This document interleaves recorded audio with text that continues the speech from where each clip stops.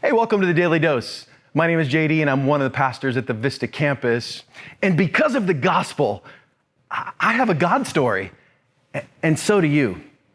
My God story started on a lake in Wisconsin, but around a campfire where my camp counselor, Dave, had some really important news for me. He said it was good news.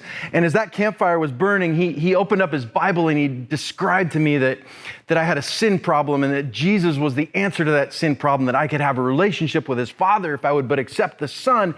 And if you just said this prayer, you'd get eternity in heaven. And that looked pretty good to me. So I remember praying with him as a little third or fourth grader around that campfire and him telling me that you're like a new creation now, JD. The old is gone and the new has come. You've been made new. And yet it wasn't until years later that I truly understood what I prayed around that campfire on that summer evening.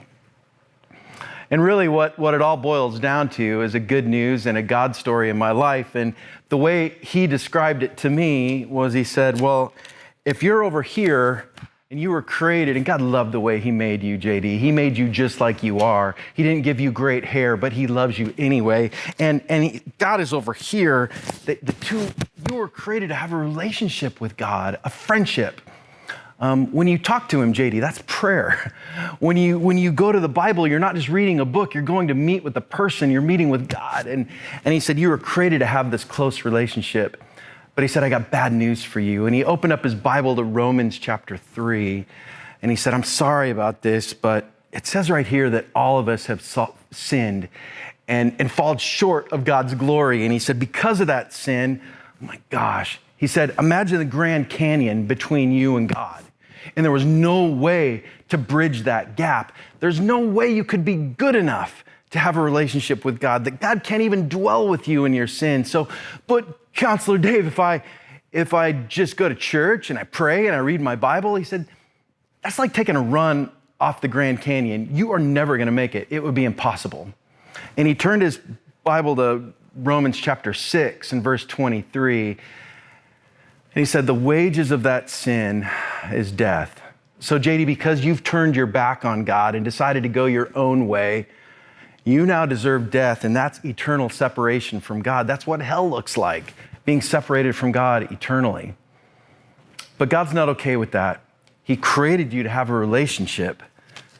So here's the good news. And he backed his Bible up to Romans 5, and he said,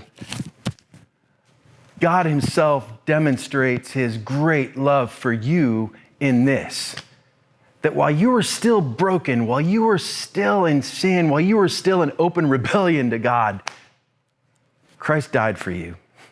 In fact, in another verse, it's going to say, Christ died for sins once for all, the righteous for the unrighteous, to bring you to God. And JD, this is what a Christian is. A Christian is someone that has the price of his or her sins paid for by Jesus, and now they can have a right relationship with God the Father. And I said, I want that. I want that so bad. And he fast forwarded his Bible to Romans 10:9. And that reads like this, that if you confess with your mouth that Jesus is Lord and believe in your heart that God raised him from the dead, that you'll be saved, that you'll now have a saving relationship with God the Father because of Christ the Son. And it has something to do with him being the Lord of my life. Not just someone that's a consultant, not just someone that is teacher, not just someone that's prophet, but that Jesus himself is God. He actually has the capability, because of his sinless life, to change mine. And now, because of all this, church, because of the gospel, I have a God story, and I've been made new. And I love this t-shirt. It's the t-shirt we give to every one of the folks at North Coast that decides to be baptized. So I want to encourage you, what is your God story? And I pray for you that if this is truth is a first time thing for you, That just like me around that campfire in Wisconsin, you might say, I can't do life on my own. And because of the gospel, would you start writing a story in my life? Would you make me new? I confess with my mouth that you're Lord, that you're worth following, and that you have the antidote and the answer for my sin problem. And I believe in my heart that you have the power to do it because you rose from the dead. I choose to follow you. That's some good news. That's the gospel.